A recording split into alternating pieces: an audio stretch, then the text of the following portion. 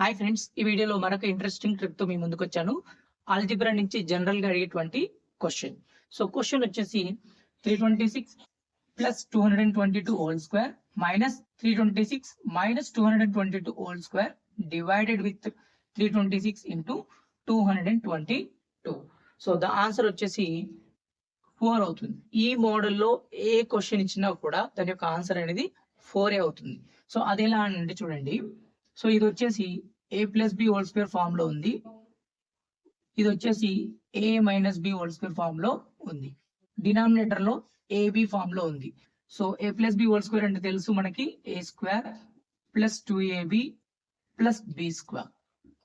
a minus b whole square అంటే తెలుసు a square minus 2ab plus b square by ab 4ab by ab. AB cancel. Answer is